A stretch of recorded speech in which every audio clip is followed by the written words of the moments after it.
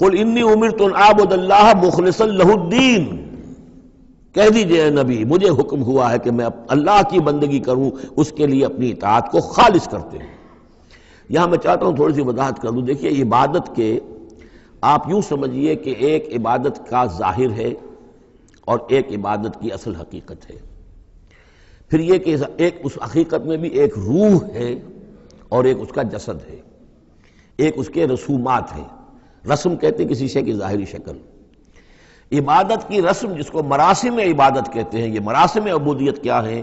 جس کی آپ عبادت کرتے ہیں، اس کے سامنے جھکتے ہیں، اس کے سامنے ادب کے ساتھ کھڑے رہتے ہیں، اس کے کچھ حمد کے ترانے گاتے ہیں، اس کے سامنے سجدہ کرتے ہیں، ان کو ہم کہیں گے مراسم عبودیت۔ رسم کہتے ہیں کسی چیز کی ظاہری شکل، یہ حروف ہے اور یہ رسم جو ہے رسم الخط، اسی طرح یہ قرآن اور یہ اس کا رسم عثمانی ہے، اس کا لکھا ہوا جانا جیسے کہ یہ رسم ظاہر ہے۔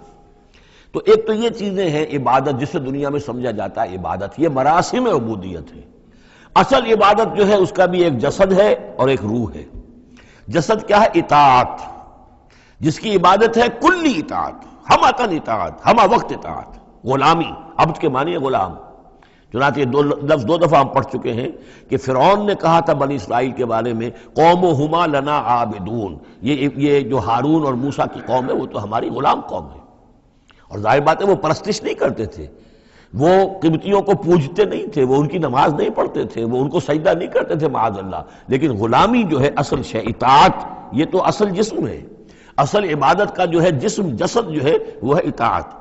لیکن جو چیز اس اطاعت کو غلامی سے آگے بڑھ کر عبادت بنا دیتی ہے وہ اس کی روح ہے، روح محبت۔ جس ہستی کی اطاعت محبت کے ساتھ کی جائے گی وہ عبادت ہو جائے گی۔ ایک جبراً اطاعت کی جا رہی ہے۔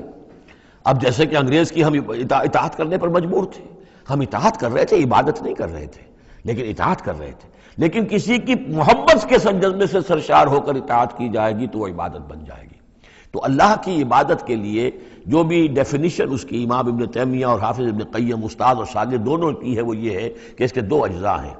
العبادت تجمع اصلین، غایت الحب مع غایت الذل والخضوع، کہ دو چیزوں کو جمع کرنے سے اللہ کی عبادت جو ہے وجود میں آتی ہے، حد درجے کی محبت اللہ کے ساتھ اور حد درجے میں اللہ کے سامنے اپنے آپ کو بچھا دینا، مطیع اور منقاد ہو جانا۔ اچھا یہ تو ہے اصل عبادت، لیکن اس کے لیے جو رسم ہے وہ کیا ہے؟ کبھی کبھی کھڑے ہو کر کبھی سلیوٹ کر لینا ہے، کبھی ہاتھ جوڑ دینا ہے۔ اب ہندوؤں کے ہاں ہاتھ جوڑنا ہے، یہ ان کے ہاں کی رسم ہے۔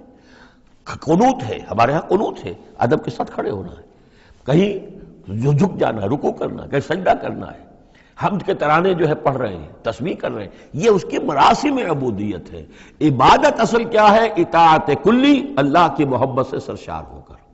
تو اس صورت کا جو عمود ہے وہ یہ ہے کہ اللہ کی عبادت کرو اس کے لیے اپنی اطاعت کو خالص کرتے ہوئے۔ اطاعت میں آپ نے کسی اور کو شامل کر دیا انڈیپینڈنٹ آف ہم، اللہ کی اطاعت سے آزاد مستقل بذات اطاعت، یہ شرک ہے، اور وہ اطاعت اللہ کو قبول نہیں۔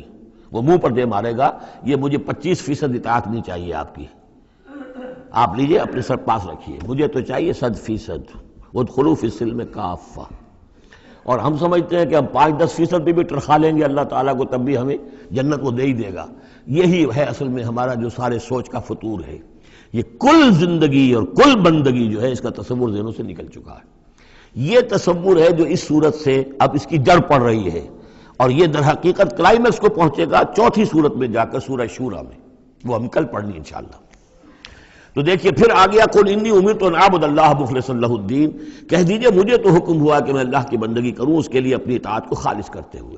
وامرت لان اکون اول المسلمین، اور مجھے حکم ہوا کہ سب سے پہلا مسلم، سب سے پہلا فرما بردار میں خود بنوں۔ یہ نہیں ہے کہ میں تمہیں فرما برداری کی دعوت دے رہا ہوں اور خود جو ہے میں اللہ کی نافرمانی کروں، یہ نہیں۔